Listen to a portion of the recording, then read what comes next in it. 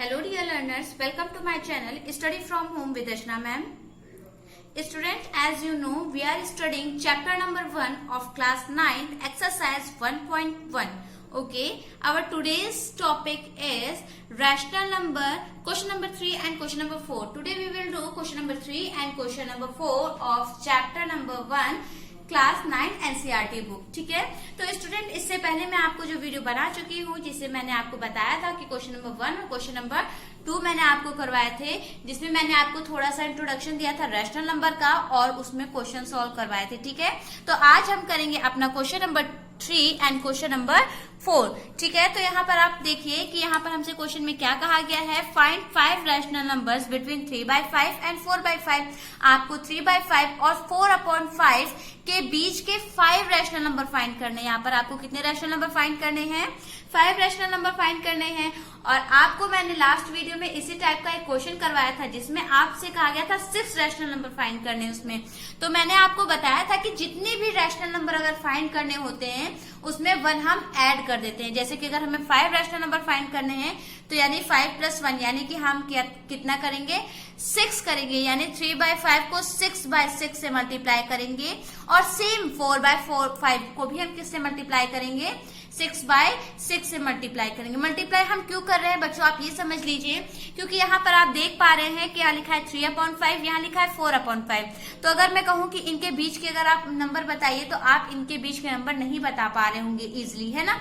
तो एक आइडिया ये है कि इसका अगर हम इक्विवेलेंट फ्रैक्शन फाइंड करें, ठीक है, क्या फाइंड करें, इक्विवेलेंट फ्रैक्शन फाइंड करें इन दोनों के, तो उससे हम उनके बिटवीन के उनके बीच के रैशनल नंबर फाइंड कर सकते हैं. रैशनल नंबर बीच के फाइंड करने के और भी तरीके हैं जिसमें से सबसे इजी तरीका ये है, इसीलिए मैं आपको ये वाला मेथड बता रही हूँ. ठीक है, तो चलिए यहाँ पर सबसे पहले आप क्या करेंगे, 3/5 को हम इक्विवेलेंट में चेंज कर लेंगे. यानी कि 3/5 को हम किससे मल्टीप्लाई करें, यहाँ हमसे 5 रैशनल नंबर पूछे गए हैं तो यानी यहाँ हम 5 + 1 यानी 6/6 से मल्टीप्लाई करेंगे. ठीक है, तो यहाँ देखिए 3/5 मल्टीप्लाइड बाय 6/6.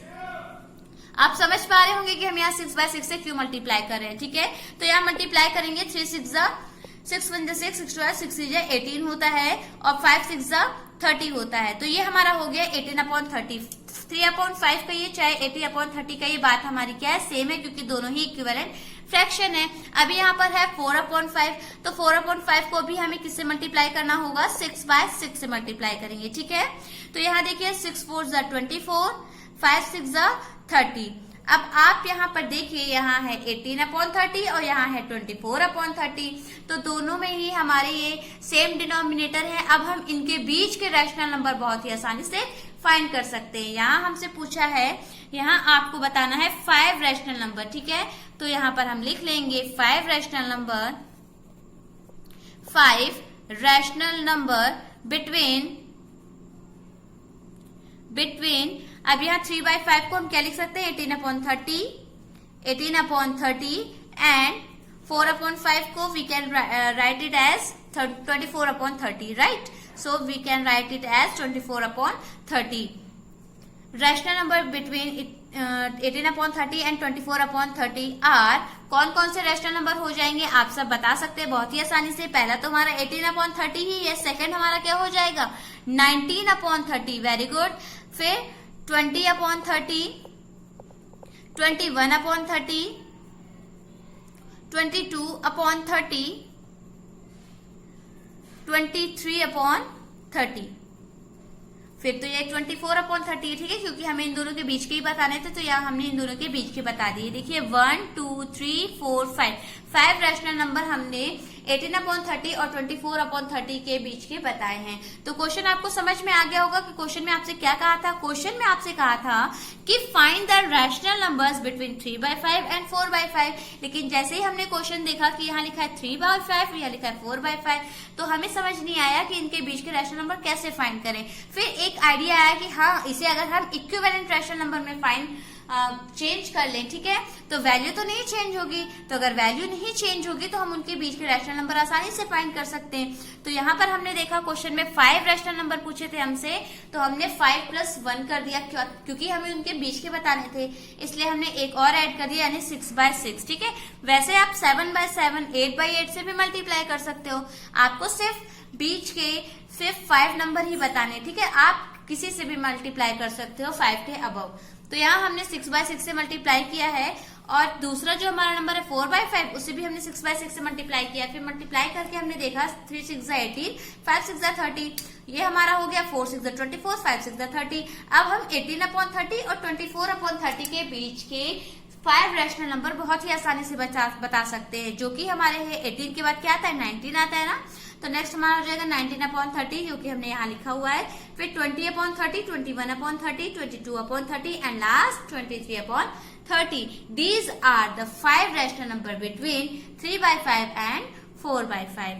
ओके, आपको समझ में आ गया होगा। तो बच्चों, अगर आपको वीडियो अच्छी लग रही है और समझ में भी आ रही है तो इसे लाइक करना ना भूलिए, ठीक है। अभी आप वीडियो को लाइक कर दीजिए, और आप कमेंट करके भी बता सकते हैं आपको वीडियो कैसी लगी, ठीक है। और अगर आप मेरे चैनल पर न्यू है तो इसे सब्सक्राइब करना ना भूलिए। रेड कलर का नीचे सब्सक्राइब का बटन आ रहा होगा, उसे जरूर प्रेस कर लीजिए, और बेल आइकन पर प्रेस करके वहां पर ऑल क्लिक कर लीजिए, ताकि आपको मेरे आने वाले वीडियोस की नोटिफिकेशन मिलती रहे। चलिए अब हम करते हैं अपना next question number 4। Okay, let's see next question. Question number 4. Question number 4 is state whether the following statements are true or false. Give reasons for your answer. यानी आपसे क्वेश्चन नंबर 4 में कहा गया है कि आपको कुछ स्टेटमेंट्स कहे जाएंगे और आपको बताना है कि वो ट्रू है स्टेटमेंट या फॉल्स है, ठीक है। और आपको अपने आंसर का रीजन भी देना है कि अगर आपने कहा है कि वो ट्रू है तो ऐसा क्यों कहा कि वो ट्रू है, और अगर आप कहते हैं कि स्टेटमेंट फॉल्स है तो वो फॉल्स क्यों है, ठीक है।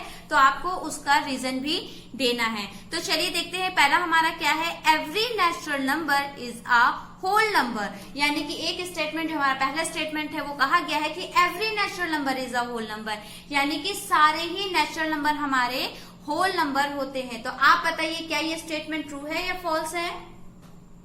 ये स्टेटमेंट हमारा कैसा होना चाहिए, ट्रू होना चाहिए, बल्कि ये ट्रू है। ये स्टेटमेंट हमारा ट्रू क्यों है, देखिए, क्योंकि हमसे कहा गया है every natural number is a whole number.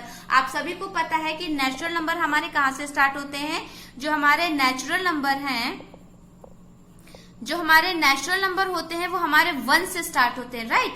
1 2 3 and so on, और वो क्या होते हैं, एंडलेस होते हैं, यानी वो बहुत सारे होते हैं, इनफाइनाइट होते हैं। ये हमारे नेचुरल नंबर होते हैं। और जो हमारे होल नंबर होते हैं, वो हमारे कहाँ से स्टार्ट होते हैं, वो हमारे 0, फिर 1 2 3 एंड सो ऑन, ये हमारे स्टार्ट होते हैं। होल नंबर और नेचुरल नंबर में बस ये फर्क है कि होल नंबर में हमारा 0 भी ऐड होता है, बाकी सारे ही होल नंबर, बाकी जितने, अगर हम 0 को हटा दें तो आप देख पा रहे हैं जितने भी हमारे होल नंबर है वो सारे ही हमारे क्या है, नेचुरल नंबर भी हैं। तो यानी जो हमारा क्वेश्चन कहा गया है, जो हमारा स्टेटमेंट कहा गया है कि every natural number is a whole number, so ये हमारा क्या हो गया, सही हो गया, true. Since the collection of a whole number contain all the natural number, क्योंकि जितना भी कलेक्शन होता है होल नंबर का वो सारा ही क्या होता है, नेचुरल नंबर का होता है, ठीक है। तो सारे ही नेचुरल नंबर हमारे होल नंबर्स होते हैं। लेकिन अगर इसी का अपोजिट कह दिया जाता कि सारे ही होल नंबर नेचुरल नंबर होते हैं, तो क्या ये आप इससे एग्री करते, तब वहां पर आप इससे एग्री नहीं करते, क्योंकि सारे ही होल नंबर नेचुरल नंबर नहीं हो सकते। 1 से लेकर बाकी सारे नंबर तो नेचुरल नंबर हो सकते हैं। Okay, let's see our next statement. Next statement is every integer is a whole number. यानी कि आपसे कहा गया कि जितने भी इंटीजर्स होते हैं वो सारे ही होल नंबर्स होते हैं। तो ये स्टेटमेंट हमारा कैसा होगा, ये स्टेटमेंट हमारा फॉल्स होगा। क्यों फॉल्स होगा, जरा देखिए, क्योंकि आपको पता है जितने भी होल नंबर्स होते हैं, यहाँ पर अगर हम होल नंबर्स की बात करें तो होल नंबर हमारे कौन कौन से होते हैं, 0 1 2 and all positive number, right. 0 और उसके राइट साइड के जितने भी पॉजिटिव नंबर होते हैं वो हमारे सारे क्या होते हैं, होल नंबर होते हैं। लेकिन अगर हम इंटीजर की बात करते हैं, लेकिन अगर हम किसकी बात करें, इंटीजर नंबर की बात करें, तो आपको पता है इंटीजर में हमारा क्या आता है, -4, -3, -2, -1, 0, +1, +2, +3 एंड सो ऑन। यानी कि इंटीजर में हमारा 0 भी आता है, सारे ही पॉजिटिव नंबर भी आते हैं और सारे ही निगेटिव नंबर भी आते हैं। जबकि होल नंबर में हमारे क्या आता है, 0 से लेकर राइट साइड के जितने भी पॉजिटिव नंबर है वो सारे हमारे होल नंबर्स होते हैं। ठीक है, और स्टेटमेंट में हमसे कहा गया every integer is a whole number, तो ऐसा नहीं हो सकता ना, क्योंकि यहाँ पर देखिए क्या सारे ही इंटीजर होल नंबर है, नहीं है ना।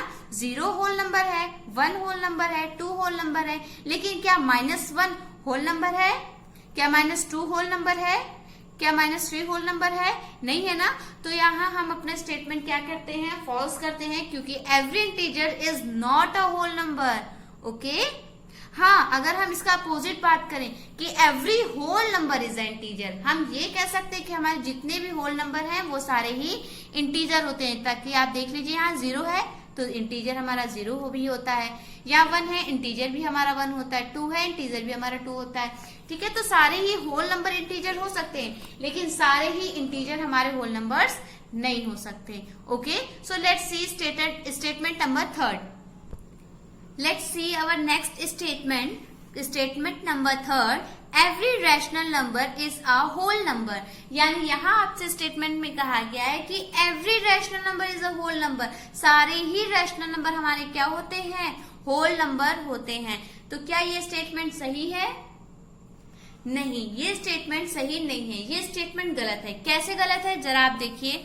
अगर हम यहाँ पर रैशनल नंबर की बात करते हैं, किसकी बात करें, रैशनल नंबर की, तो आपको पता है कि 0 भी रैशनल नंबर है, राइट। अभी मैंने आपको प्रूफ करवाया था ना क्वेश्चन नंबर 1 में कि 0 हमारा क्या है, रैशनल नंबर, क्योंकि 0 को हम क्या लिख सकते हैं, 0/1 यानी P/Q के फॉर्म में लिख सकते हैं। तो 0 हमारा रैशनल नंबर हो गया, 1 भी हमारा रैशनल नंबर है, 2 भी हमारा रैशनल नंबर है, 3 भी है। इस तरह से अगर हम बात करें -1, -4, ठीक है, तो इस तरह के बहुत सारे जो नंबर हैं वो सारे हमारे क्या हो सकते हैं, रैशनल नंबर हो सकते हैं। क्यों हो सकते हैं, क्योंकि उसके अपॉन में हम 1 लिख सकते हैं। यहाँ देखिए इसके अपॉन में हम 1 लिख सकते हैं ना, तो ये P/Q के फॉर्म में आ जाएगा। और अगर ये P/Q के फॉर्म में आ गया तो ये हमारा क्या हो सकता है, रैशनल नंबर हो सकता है। लेकिन आपको ये बात भी पता है कि यहाँ अगर हम लिखें 6/5 तो ये भी हमारा क्या है, एक रैशनल नंबर है। अगर हम लिखें 1/2 तो ये भी हमारा एक रैशनल नंबर है ना, क्योंकि ये P/Q के फॉर्म में है। वो हर नंबर जिसे हम P/Q के फॉर्म में लिख सकते हैं वो हमारा रैशनल नंबर होता है। और अगर हम होल नंबर की बात करें तो होल नंबर हमारा क्या होता है, 0, 1, 2, 3 एंड ऑल पॉजिटिव नंबर। ठीक है, तो सारे ही पॉजिटिव नंबर हमारे क्या होते हैं, होल नंबर होते हैं। लेकिन यहाँ हमसे पूछा क्या गया है कि every rational number is a whole number. आप बताइए क्या सारे ही रैशनल नंबर होल नंबर हो सकते हैं? Every rational number is not whole number, because यहाँ पर देखिए 6/5 लिखा है, 6/5 रैशनल नंबर है, लेकिन 6/5 होल नंबर नहीं है। ये लिखा है 1/2, 1/2 हमारा रैशनल नंबर है, लेकिन 1/2 हमारा होल नंबर नहीं है। ठीक है, तो आप ये तो देख पा रहे हैं कि यहाँ 0 है और ये भी 0 है। तो कुछ रैशनल नंबर हमारे होल नंबर हो सकते हैं, लेकिन सारे ही रैशनल नंबर हमारे होल नंबर नहीं हो सकते। ठीक है, हाँ, लेकिन अगर इसी का अपोजिट पूछा होता कि क्या सारे ही होल नंबर रैशनल नंबर होते हैं, तो आप कह सकते थे कि ट्रू, क्योंकि आप यहाँ जितने भी होल नंबर्स लिखोगे सबके डिनोमिनेटर में आप 1 लिख सकते हो और वो P/Q के फॉर्म में हो जाएगा और वो सारा ही हमारा रैशनल नंबर हो सकता है। ठीक है, तो सारे ही होल नंबर हमारे रैशनल नंबर हो सकते हैं, लेकिन सारे ही रैशनल नंबर हमारे होल नंबर हो ऐसा जरूरी नहीं है। ओके, तो बच्चों आपको ये वीडियो समझ में आ गई होगी और वीडियो पसंद भी आई होगी। अगर वीडियो पसंद आई तो इसे लाइक करना ना भूलिए, अपने दोस्तों के साथ, रिलेटिव्स के साथ ज्यादा से ज्यादा इसे शेयर कीजिए। फेसबुक, इंस्टा और ट्विटर पर अगर आप मुझसे जुड़ना चाहते हैं तो इंस्टाग्राम पर भी अगर आप मुझसे जुड़ना चाहते हैं तो डिस्क्रिप्शन बॉक्स में मैंने उसका लिंक सेंड कर दिया, आप वहां से जाकर मुझसे जुड़ सकते हैं। Okay, thank you.